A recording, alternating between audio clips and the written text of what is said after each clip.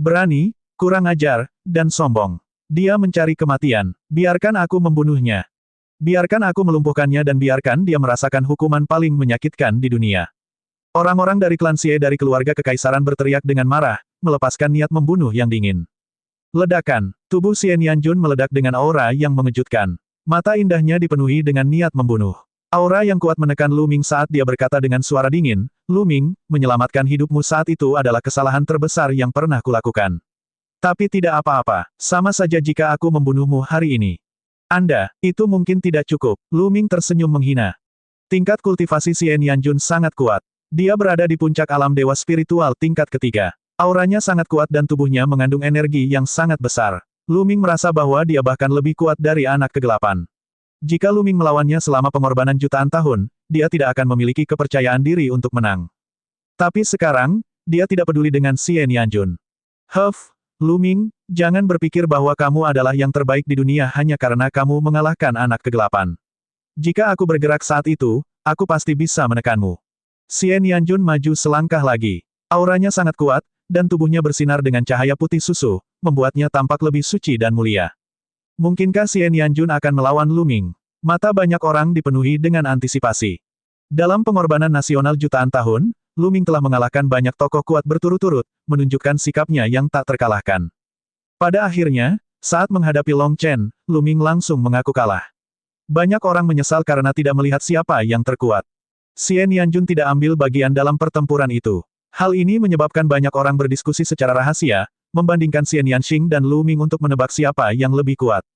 Bagaimanapun, Xie Nianxing menduduki peringkat kedua di antara 5 raksasa di benua tengah, kedua setelah Long Chen. Dia belum pernah melawan siapapun sebelumnya, jadi sulit untuk mengatakan siapa yang lebih kuat. Apakah pertempuran akhirnya akan dimulai? Saat ini, mata Lu Ming berkedip. Kemudian, dia melambaikan tangannya dan seberkas cahaya bersinar. Xie Nianxing muncul di samping Lu Ming. Baru saja, Xie Nianxing mengirim pesan kepada Lu Ming melalui dandan, mengatakan bahwa dia ingin keluar. Lu Ming telah membiarkan Xie Nianxing keluar. Ini adalah, Xie Nianxing menarik perhatian semua orang saat dia keluar. Di kota suci, hampir semua mata tertuju pada Xie Nianxing, lalu pada Xie Nianjun. Mereka kaget karena keduanya terlalu mirip. Kenapa wanita ini terlihat sangat mirip dengan Xie Nianjun? Mereka berdua sangat cantik. Siapa dia? Petik 2. Aku tahu. Dikatakan bahwa Kaisar Sage saat ini memiliki 3 putri, yang semuanya tiada taranya di generasi mereka. Di antara mereka, putri ke-16 telah disembunyikan oleh keluarga kerajaan karena ia dilahirkan dengan garis keturunan asing. Gadis ini seharusnya menjadi putri ke-16. Ketiga putri Kaisar Sage saat ini sungguh sangat cantik. Kecantikan putri ke-16 ini tidak kalah dengan 5 wanita cantik sama sekali. Entah bagaimana bakat bela dirinya. Gelombang. Diskusi datang dari sekitar. Banyak orang sudah lama mendengar nama putri ke-16, namun tidak banyak yang benar-benar melihatnya secara langsung, jadi tentu saja mereka terkejut. Jadi, kamu benar-benar meninggalkan wilayah iblis jurang bersamanya. Sekarang, menyerahlah dan kembali ke wilayah iblis jurang maut. Tetap di sini dan berburu klan Vien selama sisa hidupmu. Jangan pernah berpikir untuk berkeliaran di luar dan mempermalukan keluarga kerajaan. Xie Nianjun memandang Xie Nianxing dengan dingin. Wajah Xie Nianxing menjadi dingin saat dia menatap Xie Nianjun. Xie Nianjun, kamu tidak perlu memasang wajah sombong itu. Anda telah dicintai oleh semua orang sejak Anda masih kecil dan Anda dikelilingi oleh lingkaran cahaya. Lelucon yang luar biasa. Hari ini, aku akan menginjak kakimu dan membiarkan dunia melihat betapa lemahnya apa yang disebut kekudusan dan apa yang disebut ortodoksi. Saat suara Xie Nianxing terdengar, ki iblis yang tak ada habisnya melonjak dari tubuhnya dan aura kuatnya berbenturan dengan aura Xie Nianjun. Jika kamu ingin melawanku, maka aku akan memenuhi keinginanmu. Xie Nianjun berkata dengan dingin. Pilar cahaya suci berwarna putih susu muncul dari tubuhnya. Pada saat yang sama, ki iblis hitam muncul dari tubuh Xie Nianxing. Satu hitam dan satu putih, 2 berkas cahaya bertabrakan di udara. Ledakan, awan di langit tersebar, dan angin kencang menyapu. Ayo naik dan bertarung, Xie Nianxing berkata sambil terbang ke langit. Mata Xie Nianjun tampak dingin saat dia juga terbang ke langit. Satu hitam dan satu putih, 2 bayangan cahaya bertabrakan dan merobek ruang menjadi beberapa bagian. Medan kekuatan setan langit, wilayah suci 9 surga. 2 teriakan lembut terdengar saat mereka berdua menunjukkan keahlian unik mereka dan bertarung di udara. Dalam sekejap mata, mereka telah bertukar lebih dari selusin pukulan. Serangan Xie Nianxing dan Xie Nianjun sangat mirip, tetapi yang satu berasal dari Dao Iblis, sedangkan yang lainnya berasal dari Dao Suci. Bunga teratai hitam muncul di sekitar Xian Yanxing dan berubah menjadi pedang teratai. Sedangkan untuk Xian Yanjun, bunga teratai berwarna putih susu muncul di sekelilingnya. Mereka juga berubah menjadi pancaran pedang dan bertarung dengan Xian Yanxing. Pedang Qi membubung ke langit dan cahayanya terang benderang. Untuk sesaat, keduanya terlibat dalam pertarungan sengit. Semua penonton menarik napas dingin dan sangat terkejut. Dia sangat kuat. Putri ke-16 sangat kuat. Dia benar-benar bisa bertarung dengan putri ke-9. Itu menakutkan. Ternyata putri 16 yang selama ini disembunyikan juga memiliki bakat yang tiada taraf. Dia terlalu kuat. Dia jelas merupakan favorit surga di level raksasa. Generasi keluarga kerajaan memang penuh dengan talenta. Jarang sekali melihat dua raksasa dalam satu sekte. Saya benar-benar tidak mengerti. Favorit surga dengan bakat tak tertandingi seperti dia sedang ditekan oleh keluarga kekaisaran dan klan Xie. Jika ada kekuatan lain yang memiliki favorit surga seperti dia, mereka akan melakukan apa saja untuk mengasuhnya. Dia akan menjadi kaisar yang tak tertandingi di masa depan. Suara diskusi menyebar, terutama ke telinga keluarga kekaisaran Xie. Itu sangat kejam. Huff, apa gunanya bakat seorang mutan? Dia harus ditindas selamanya, kalau tidak dia akan menjadi pengkhianat. Xie Zhen dengan dingin mendengus. Dia mengertakkan gigi di dalam hatinya, tapi ada sedikit ketakutan di matanya. Xian Yanxing terlalu berbakat. Semakin berbakat dia, semakin takut dia dan semakin dia ingin Xian Yanxing mati. Saat dia merenungkan hal ini, pandangan Xie Zhen tertuju pada Lu Ming. Itu semua karena Lu Ming. Dia tidak tahu metode apa yang digunakan Lu Ming untuk menyelamatkan Xian Yanxing dari jurang alam iblis. Lu Ming, aku menyarankanmu untuk menyerah. Anda tidak akan bisa melarikan diri hari ini. Menyerahlah dan aku akan memberimu kematian cepat. Xie Zhen berkata, niat membunuh muncul di matanya. Baiklah, kamu bisa bergerak. Jika kamu bisa mengambil salah satu gerakanku, aku akan menyerah. Lu Ming berkata dengan nada menghina. Kamu, jangan terlalu sombong. Xie Zhen menegur dengan marah. Lu Ming, aku akan menjatuhkanmu. Pangeran ke-8 tidak perlu melakukan apapun. Aku akan membunuhmu. Seorang pria parubaya berotot melangkah keluar. Dia memiliki aura yang kuat dan matanya dingin. Sekilas Lu Ming dapat mengetahui bahwa ini adalah ahli di alam dewa spiritual tingkat ke-7. Baiklah, Yang Mulia Su, tangkap Lu Ming untuk saya dan Anda akan mendapat banyak hadiah. Xie Zhen sangat gembira saat dia berkata. Pria berotot itu adalah penjaga terhormat keluarga kerajaan. Dia kuat dan memiliki budidaya alam dewa spiritual tingkat ke-7.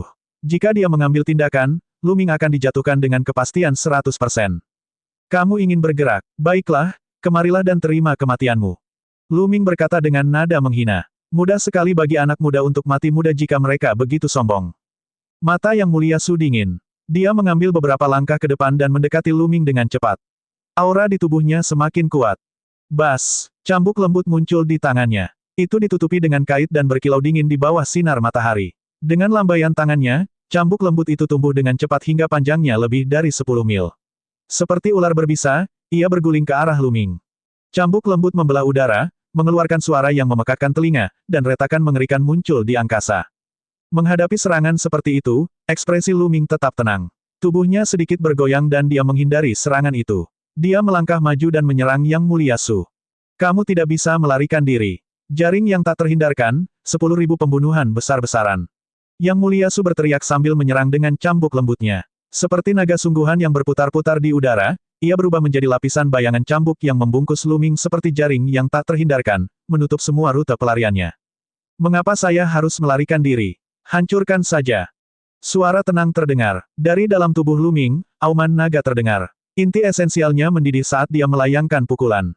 Ledakan. Pukulan ini sepertinya mendorong seluruh ruang ke depan, menyebabkannya meledak. Kekuatan tinju yang menakutkan meluncur menuju bayangan cambuk yang berat. Bayangan cambuk itu langsung runtuh, berubah menjadi pecahan yang tersebar ke segala arah, seperti dahan pohon yang patah. Kekuatan mengerikan itu bahkan mengikuti cambuk lembut itu dan bergegas menuju Yang Mulia Su.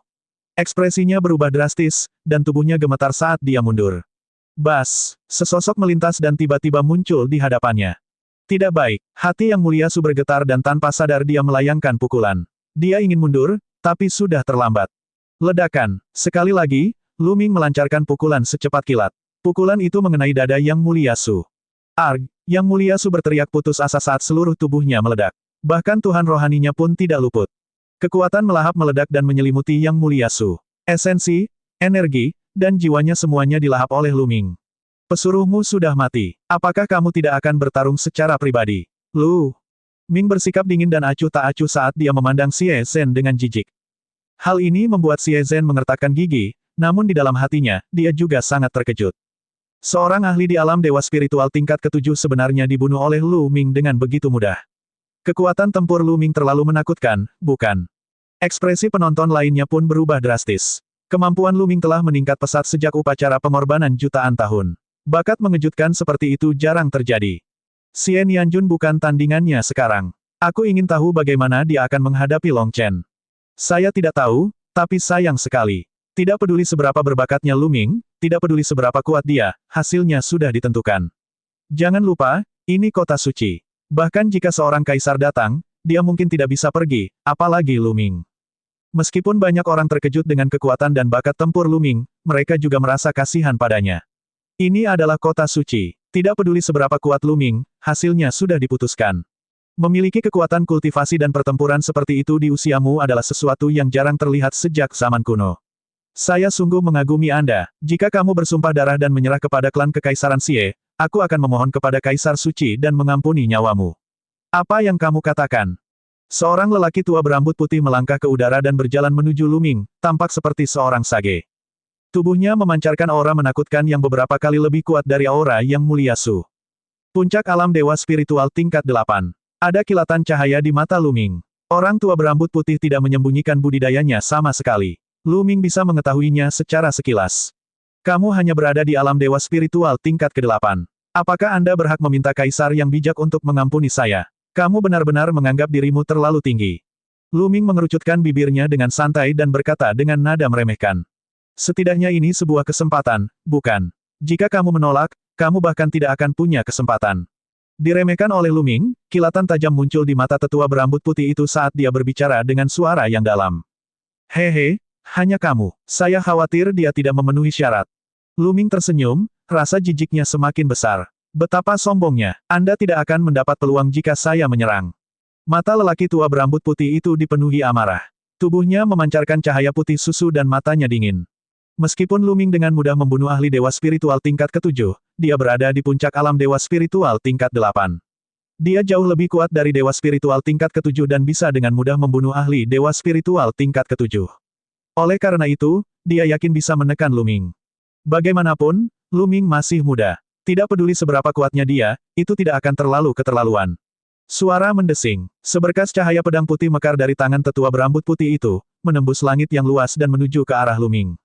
Pedang ini tajam, kejam, menakjubkan, dan menakutkan. Hanya dengan satu serangan, dia sudah lebih kuat dari Yang Mulia Su, yang berada di alam dewa spiritual tingkat ke-7. Raungan naga bergema dari dalam tubuh Lu Ming. Garis keturunan ketiga muncul di atas kepalanya, dan gelombang energi melonjak ke tubuh Lu Ming, menyebabkan kekuatannya meningkat secara eksplosif. Bang! Dia mengambil satu langkah ke depan dan menyerang dengan telapak tangannya. Kekuatan telapak tangan sangat mengejutkan. Itu menembus langit dan membentuk bilah telapak tangan menakutkan yang menebas cahaya pedang putih milik lelaki tua itu. Bas! Terjadi ledakan tajam dan sinar pedang putih menghilang. Lu Ming bergegas menuju orang tua itu. Ekspresi lelaki tua itu sedikit berubah. Pedang panjang di tangannya terus-menerus ditusukkan, dan aliran cahaya pedang seputih salju, seperti cahaya kristal cemerlang, ditujukan ke Lu Ming. Kilatan pedang itu pekat dan tak berujung saat mengalir ke arah Lu Ming. Ledakan, ledakan, ledakan. Lu Ming mengepalkan tinjunya dan terus membombardirnya. Tinju Lu Ming sepertinya telah berubah menjadi prasasti penekan penjara yang menekan segalanya. Serangkaian ledakan terdengar di langit. Kilauan pedang tetua berambut putih itu terus-menerus dihancurkan. Lu Ming menyerang sinar pedang dan menyerang yang lebih tua. Ekspresi tetua berambut putih itu berubah. Ini menjadi sangat buruk dan sangat serius. Dengan teriakan nyaring, garis keturunannya muncul. Dia melakukan fusi garis keturunan dan berubah menjadi pedang tempur berwarna putih susu. Dengan goyangan pedang tempur, semakin banyak sinar pedang tajam mengalir ke arah Lu Ming. Merusak. 9 naga muncul. Lu Ming berubah menjadi 9 naga dan bergegas, menghancurkan semua sinar pedang. Cakar 9 naga mencengkeram pedang tempur berwarna putih susu secara terus-menerus. Pedang putih susu itu bergetar hebat dan kemudian roboh, memperlihatkan tubuh asli lelaki tua berambut putih itu. Pada saat ini, tetua berambut putih berada dalam kondisi yang menyedihkan. Dia tidak lagi memiliki sikap bijak seperti sebelumnya. Rambutnya acak-acakan, pakaiannya compang camping, dan jubah putihnya berlumuran darah. Matanya dipenuhi ketakutan saat dia dengan putus asa bergegas menuju tembok kota-kota suci. Pada saat ini, di kota suci, Banyak orang yang melihat pemandangan ini menarik napas dalam-dalam dan sangat terkejut. Bahkan seorang ahli di puncak alam dewa spiritual tingkat 8 telah dikalahkan. Dia terluka parah oleh Luming dan harus melarikan diri demi hidupnya dalam keadaan yang menyedihkan. Ini terlalu sulit dipercaya. Jika mereka tidak melihatnya dengan mata kepala sendiri, mereka tidak akan mempercayainya. Seorang pemuda yang belum genap berusia 30 tahun mampu melukai para seorang ahli tua di alam dewa spiritual tingkat 8. Contoh seperti itu jarang tercatat di benua hutan belantara ilahi sejak zaman kuno. Ini sudah melampaui akal sehat dan terlalu menakutkan. Kini, banyak orang yang curiga apakah Long Chen yang dikenal sebagai pemain nomor 1 dunia itu masih bisa menandingi Luming. Di langit, Xian Yanjun, yang bertarung dengan Xian Yanxing, secara alami merasakan pemandangan ini. Hatinya bergetar dan matanya menunjukkan ekspresi tidak percaya. Kemampuan bertarung Luming telah jauh melampaui dirinya. Meskipun dia bangga, dia merasa sulit untuk menerimanya. Perhatianmu terganggu. Xian Yanxing berteriak dan melancarkan badai serangan, menekan Xian Yanjun sejenak. Xian Yanjun dengan cepat mengingat kembali pikirannya dan bertarung dengan Xian Yanxing. Di bawah, Luming berubah menjadi 9 naga dan mengejar tetua berambut putih. Karena kamu akan pergi berperang, kamu harus bersiap untuk dibunuh. Suara Luming keluar dari mulut 9 naga saat mereka melangkah keluar dengan cakarnya. Tubuh besar ke-9 naga itu bagaikan kilat, sangat cepat saat mereka mendekati lelaki tua berambut putih itu. Selamatkan aku. Melihat bahwa dia akan ditangkap oleh 9 naga, lelaki tua berambut putih itu berteriak ngeri dan menjadi parau. Dia sama bingungnya dengan anjing liar, dan dia tidak peduli dengan sikapnya sebagai orang yang kuat. Saat ini, hidupnya lebih penting. Membunuh. 9 naga itu meraung dan mengulurkan cakarnya. Sebuah kekuatan dahsyat meledak di tubuh lelaki tua berambut putih itu, hampir menembusnya. Dia memuntahkan seteguk darah dan matanya semakin ketakutan. Membantu, lelaki tua berambut putih itu berteriak sekuat tenaga, seperti gadis tak berdaya menghadapi sekelompok bandit ganas. Masih belum berhenti, kamu sedang mencari kematian.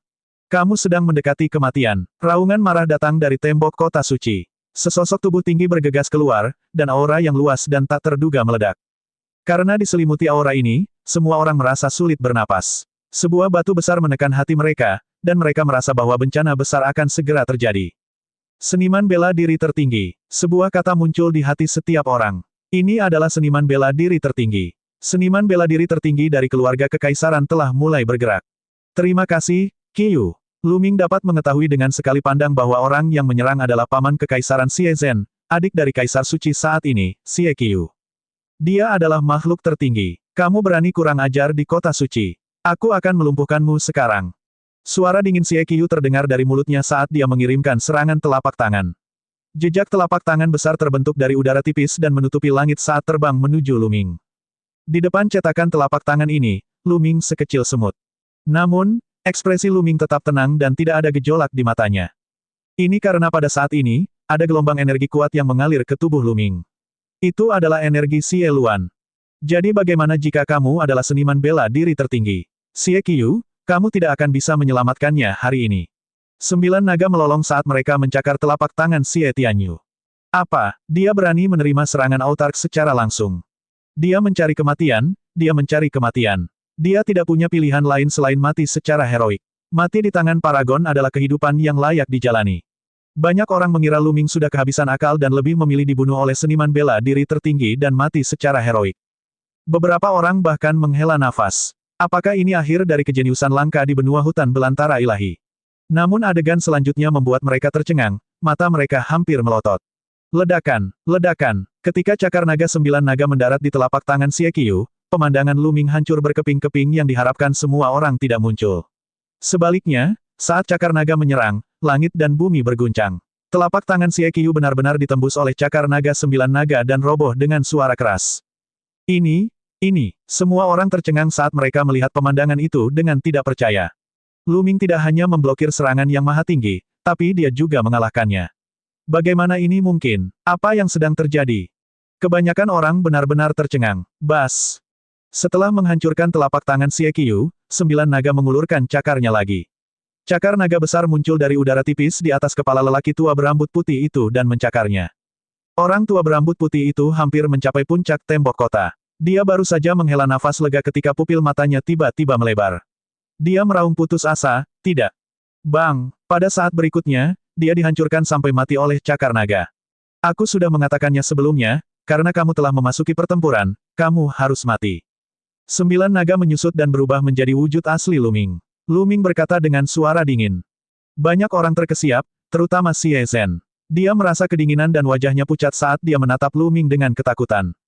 Seorang ahli alam dewa spiritual tingkat 8 puncak pertama kali terluka parah dan harus melarikan diri demi hidupnya dalam keadaan yang menyedihkan. Namun, dengan bantuan yang maha tinggi, dia masih dibunuh oleh Luming di tempat. Betapa sombongnya, betapa sombongnya, betapa sombongnya. Makhluk jahat, kamu sedang mencari kematian. Xie Qiu berteriak dengan marah. Niat membunuhnya sangat dingin dan padat, seolah-olah akan segera terwujud. Aura menakutkan memenuhi udara, dan tekanan yang menghancurkan bumi dari yang maha tinggi menyebar ke arah Luming. Luming tersenyum dan mundur dengan cepat. Tekanan Xie Qiu tidak bisa menghentikannya sama sekali. Membunuh. Xie Qiu berteriak dan hendak melancarkan serangan seperti kilat. Qiu, hentikan. Pada saat ini, sebuah suara agung terdengar. Setelah mendengar suara ini, Xie Qitian sedikit terkejut dan berhenti. Langit tiba-tiba terbelah, dan 3 sosok keluar dari celah spasial. Orang yang memimpin itu tinggi dan kekar, memancarkan keagungan yang tak terbatas. Kaisar Suci, kami memberikan penghormatan kepada Kaisar Bijak. Banyak orang dengan cepat memberi hormat. Pria ini tidak lain adalah Kaisar Bijak, Xie Qitian. Di kiri dan kanan Xie Qitian berdiri 2 orang tua berambut putih. Kebanyakan orang pernah melihatnya selama upacara pengorbanan jutaan tahun. Mereka juga merupakan 2 kaisar. 3 penguasa pindah. Hati banyak orang bergetar. Pada saat yang sama, mereka dipenuhi dengan keraguan yang tak ada habisnya.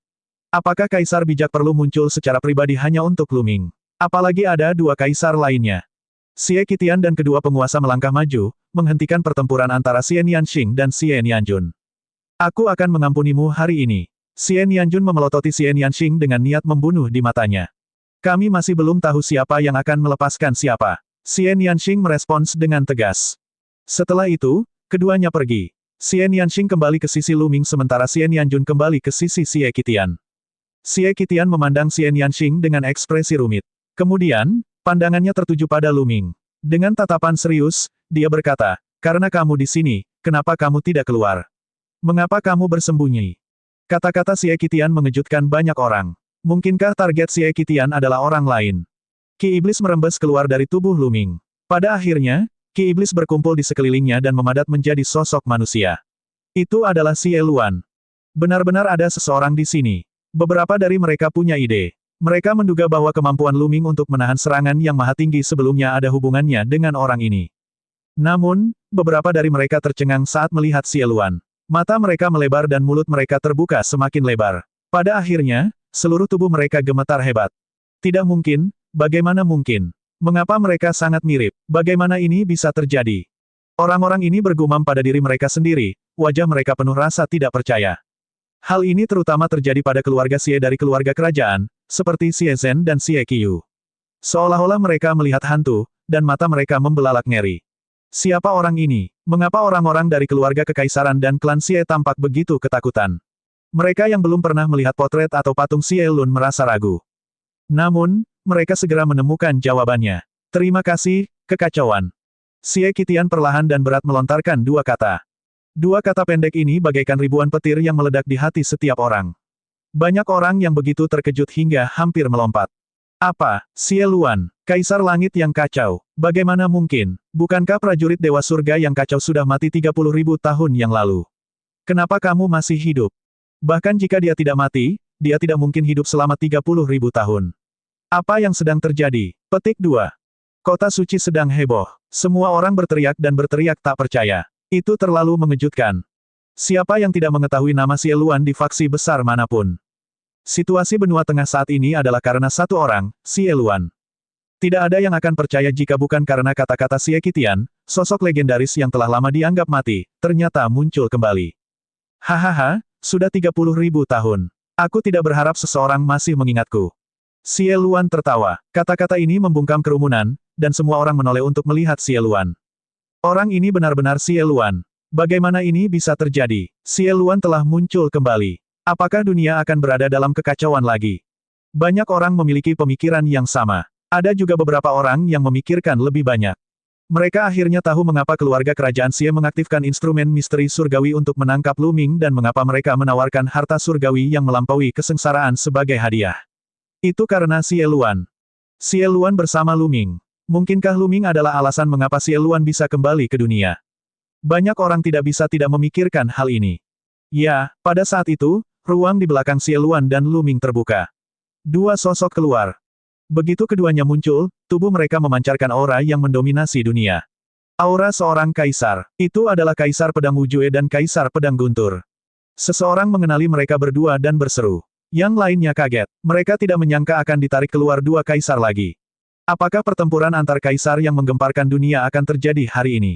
Xie Qitian, kamu benar-benar hebat. Anda tahu Xie Luan telah muncul, tetapi Anda masih ingin menggunakan kami untuk menyingkirkannya dan menguji kekuatannya. Kata Kaisar Pedang Wujue dengan suara dingin. Kali ini, Sekolah Pedang Bela Diri Surgawi menderita kerugian besar.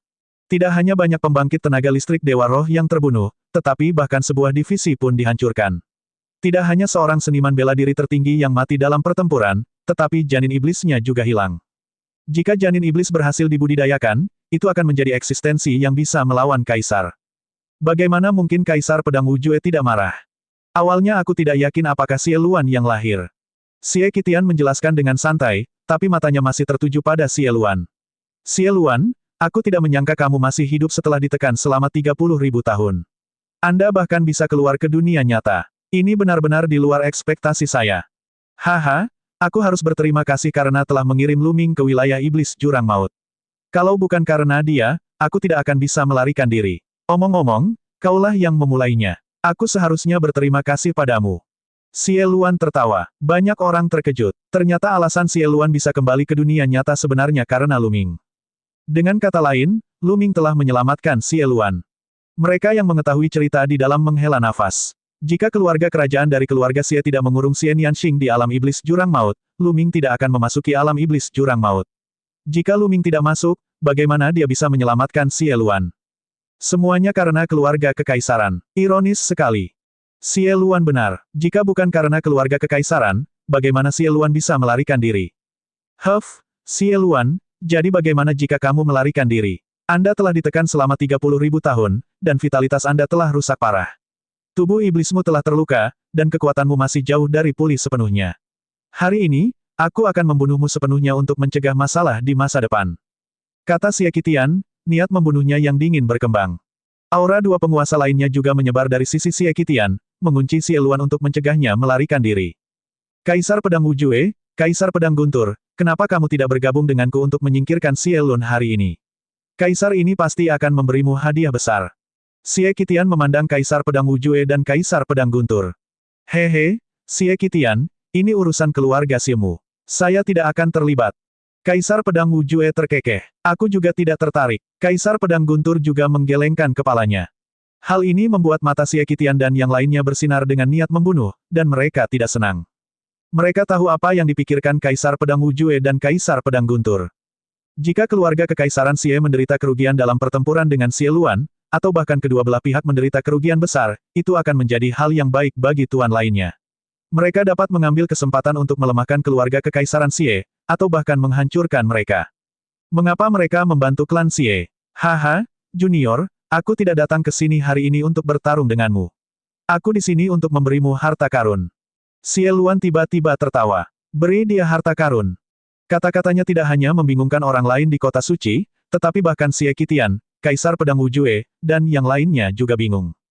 Xie Luan, apa yang kamu coba lakukan? Xie Qitian berkata dengan nada serius. Dalam catatan kuno klan Xie, Xie Luan tidak hanya tak tertandingi dalam kekuatan pertempuran, tetapi juga dalam strategi. Dia harus waspada.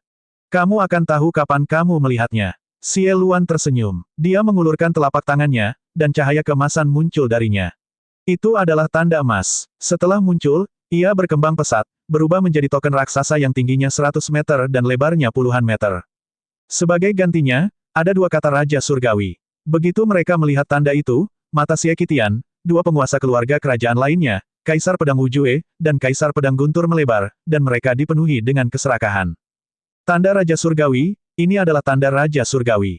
Token Raja Surgawi ada di tanganmu. Kaisar Pedang Wujue berteriak, matanya terbakar karena keserakahan, dan matanya merah. Xie Qitian dan penguasa lainnya juga menatap tanda Raja Surgawi di tangan Xie Luan. Tanda Raja Surgawi, itu adalah token Raja Surgawi yang legendaris. Beberapa pembangkit tenaga listrik Dewa Roh yang lebih tua tidak bisa menahan diri untuk tidak berseru kaget. Hal ini membuat yang lain saling memandang dengan bingung. Harta macam apa yang merupakan tanda Raja Surgawi ini? Hal itu justru membuat Kaisar iri. Token Raja Surgawi ini memang sangat menggoda bagi seorang Kaisar. Lu Ming merenung dalam hatinya. Dalam perjalanan ke sini, Xie Luan telah menjelaskan secara singkat kepada Lu Ming tentang fungsi token Raja Surgawi. Dunia ini disebut alam primordial. Itu sangat luas dan tidak terbatas. Meskipun benua hutan belantara ilahi sangat besar, itu hanyalah sebutir pasir dibandingkan dengan seluruh alam primordial. Itu sangat kecil. Di laut, ada banyak benua lain seperti benua hutan belantara ilahi. Beberapa bahkan lebih besar dari benua hutan belantara ilahi. Ukurannya beberapa kali lebih besar, atau bahkan puluhan kali lipat, atau bahkan ratusan kali lipat. Namun, inti sebenarnya dari alam primordial, pusat sebenarnya, adalah sebidang tanah yang disebut benua Yuan. Legenda mengatakan bahwa benua Yuan adalah inti sebenarnya dari dunia Yuan. Tempat itu sangat luas dan tidak terbatas, dan luas permukaannya berkali-kali lipat lebih besar dari benua hutan belantara ilahi. Ada banyak sekali kekuatan dan ahli di sana. Kaisar adalah orang-orang biasa di sana, dan orang suci yang melampaui kaisar dapat dilihat di mana-mana. Ada faksi yang sangat besar di sana. Faksi itu bukanlah sesuatu yang bisa dibandingkan dengan apa yang disebut faksi Tuan di benua hutan belantara ilahi. Perbedaannya seperti perbedaan antara langit dan bumi. Salah satu dari mereka dapat menghancurkan semua faksi di benua hutan belantara ilahi. Lingkungan budidaya di sana juga jauh lebih baik daripada benua hutan belantara ilahi. Lingkungan budidaya di benua hutan belantara ilahi terlalu buruk bagi seorang kaisar bela diri. Berkultivasi di benua hutan belantara ilahi, kaisar bela diri tidak dapat menerobos atau berkembang. Di benua Yuan, kaisar bela diri bisa terus menerobos. Namun, hal itu juga sangat berbahaya di benua Yuan. Ada banyak tempat terlarang dan terlalu banyak keberadaan kuat. Sangat berbahaya bagi kaisar bela diri untuk berjalan di benua Yuan. Dia bisa mati kapan saja. Legenda mengatakan bahwa dalam sejarah benua hutan belantara dewa, ada juga kaisar bela diri yang mencari benua Yuan untuk menerobos. Mereka ingin bercocok tanam di sana, tetapi semuanya mati. Untuk menumbuhkan perdamaian di benua Yuan, seseorang harus bergabung dengan kekuatan besar dan mencari perlindungan. Namun, kondisi untuk merekrut murid terlalu keras. Kaisar biasa tidak layak mendapat perhatian mereka. Hanya kondisi khusus yang memungkinkan mereka untuk bergabung. Raja Kursi Surga adalah salah satu kekuatan besar di benua Yuan. Token Raja Surgawi adalah sejenis token yang dikeluarkan oleh Balai Raja Surga. Selama seseorang memegang token Raja Surgawi, bahkan jika bakatnya sedikit lebih lemah, seseorang masih bisa bergabung dengan Balai Raja Surga dan berkultivasi di sana. Menurut Xie Luan, token Raja Surgawi awalnya milik klan Kekaisaran Xie. Keluarga kerajaan Xie bisa makmur untuk waktu yang lama karena mereka memiliki token Raja Surgawi. Setiap generasi kaisar telah bergabung dengan Balai Raja Surgawi, sehingga mereka mampu mendominasi benua hutan belantara ilahi selama 1 juta tahun. Namun, token Raja Surgawi dicuri oleh Xie Luan 30.000 tahun yang lalu. Dengan tanda Raja Surgawi, seseorang dapat bergabung dengan Balai Raja Surgawi, kekuatan besar di benua Yuan. Bagi seorang kaisar, godaan macam apa ini? Ketika seseorang mencapai alam kaisar, tujuan mereka adalah untuk terus menerobos, mencari alam yang lebih kuat, dan mendapatkan umur panjang. Jika tidak, mereka mungkin tidak dapat menerobos benua hutan belantara ilahi selama sisa hidup mereka. Siapa yang mau menyaksikan waktu mereka berakhir dan mati perlahan? Meskipun dia bisa menguasai suatu wilayah di benua hutan belantara ilahi, semua ini hanyalah ilusi. Setelah waktunya habis, dia akan menjadi debu. Bagi seorang seniman bela diri, hanya wilayah dan kekuatan mereka yang benar. Jika mereka punya pilihan, sebagian besar penguasa akan memilih pergi ke benua Yuan dan bergabung dengan kekuatan besar untuk mencari wilayah yang lebih kuat. Sayangnya, jika dia tidak bisa bergabung dengan kekuatan besar dan menuju ke benua Yuan, kemungkinan kematiannya terlalu tinggi. Oleh karena itu, para kaisar dari benua hutan belantara ilahi tetap berada di jalan hutan belantara ilahi. Jika tidak, mereka akan pergi ke benua Yuan untuk bercocok tanam. Token Raja Surgawi adalah sebuah peluang, dan itu adalah godaan fatal bagi para kaisar. Sebelumnya, ketika Lu Ming mendengar semua ini, dia juga terkejut. Lautan ternyata jauh lebih menarik dan misterius dari yang ia bayangkan. Jika ada kesempatan, Lu Ming pasti akan pergi ke luar negeri dan mengunjungi Yuan Lu. Xie Luan, token Raja Surgawi awalnya milik keluarga kerajaan Xie. Sekarang, cepat berikan aku tanda Raja Surgawi. Hati Xie Qitian tidak bisa tenang lagi. Dia menatap token Raja Surgawi dengan sungguh-sungguh dan berteriak. Xie Qitian, keluarga Xie Anda telah mengendalikan token Raja Surgawi selama 1 juta tahun. Sekarang, saatnya kekuatan lain untuk mengendalikannya. Xie Luan, berikan aku token Raja Surgawi dan aku akan melakukan yang terbaik untuk membuatmu tetap aman. Kaisar Pedang Wujue juga berteriak. Serahkan padaku, aku bersedia membentuk aliansi denganmu. Kaisar Pedang Guntur juga berteriak. Mereka terlalu tergoda dan benar-benar kehilangan rasa kesopanan. Jika mereka dapat memperoleh token Raja Surgawi, mereka akan segera meninggalkan benua hutan belantara ilahi dan pergi ke luar negeri untuk mencari benua Yuan dan bergabung dengan Raja Kursi Surga untuk bercocok tanam. Adapun murid-murid mereka, bagaimana mereka bisa membandingkan masa depan mereka dengan masa depan mereka sendiri? Tidak peduli seberapa kuat keluarga kerajaan dan keluarga Xie, mereka bisa pergi begitu saja tanpa sepatah kata pun. Kamu ingin tanda Raja Surgawi dari keluarga Xie-ku? Kamu harus dihancurkan. Xie Qitian berteriak, dan bersama dengan dua kaisar dari keluarga kekaisaran, mereka menyerang Xie Luan. Senyuman muncul di sudut mulut Xie Luan, lalu dia tiba-tiba melemparkan token Raja Surgawi ke arah Kaisar Pedang Wujue. Tanda Raja Surgawi, ini dia. Xie Luan menjerit. Ki iblisnya menyapu Lu Ming dan Xie Nianxing, menarik mereka ke samping. Tanda Raja Surgawi adalah milikku. Kaisar Pedang Wujue sangat gembira. Dia mengulurkan tangannya dan mengambil token Raja Surgawi. Jangan pernah berpikir tentang itu, ini milikku. Di sampingnya, Kaisar Pedang Guntur mengungkapkan cahaya serakah. Cahaya saber terang yang terbungkus ribuan Thunderbolt menebas ke arah Kaisar Pedang Wujue. Guntur, kamu sedang mencari kematian. Kaisar Pedang Wujue sangat marah, dan cahaya pedang besar meledak, menebas ke arah Kaisar Pedang Guntur. Ledakan, cahaya pedang dan cahaya pedang petir bertabrakan, dan langit dipenuhi dengan pedang ki dan energi pedang. Ruang itu terkoyak seperti jaring laba-laba, menutupi seluruh langit. Beberapa hentakan pedang ki dan pedang ki merembes keluar dan menebas tanah di bawahnya. Tanah langsung terbelah, dan beberapa jurang besar berukuran lebih dari 10.000 lilong muncul. Sangat menakutkan. Pada saat ini, kota suci bersinar, dan perisai cahaya muncul, menghalangi kekuatan di luar. Jika tidak, seluruh kota suci tidak akan mampu menahan beberapa putaran kekacauan. Serahkan token Raja Surgawi. Xie Qitian dan dua kaisar dari keluarga kerajaan menerkam Kaisar Pedang Wujue dan melancarkan serangan terkuat mereka. Cahaya suci memenuhi dunia. Di langit, seolah-olah beberapa matahari putih telah muncul. Seluruh kota suci diselimuti oleh cahaya suci berwarna putih susu, begitu menyilaukan sehingga orang tidak bisa membuka mata.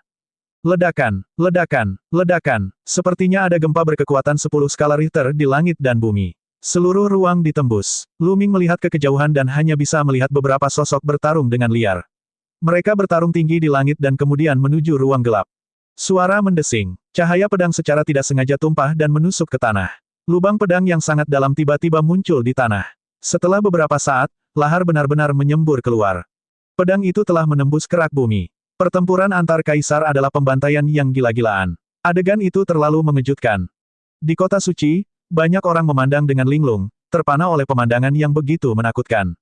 Jika bukan karena kota suci yang memiliki susunan pelindung yang sangat kuat, mereka tidak akan berani berdiri di sini sama sekali. Begitu mereka terkena dampak gempa susulan, itu akan menjadi jalan buntu. Segala sesuatu yang terjadi hari ini di luar dugaan semua orang.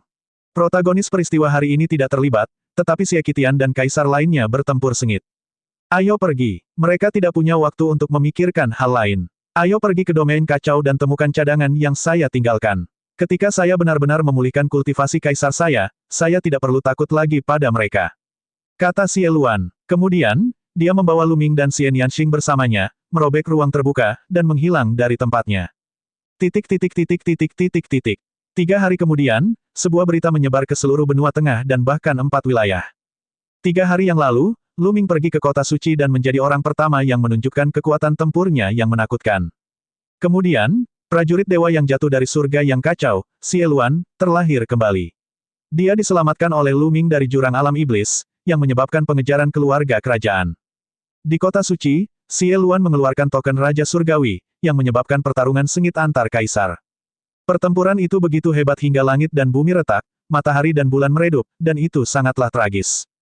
Pada akhirnya, Kaisar Pedang Wujue dibunuh oleh keluarga kerajaan dalam pertempuran itu. Kaisar Pedang Guntur melarikan diri dengan luka serius, dan token Raja Surgawi jatuh ke tangan keluarga kerajaan Xie.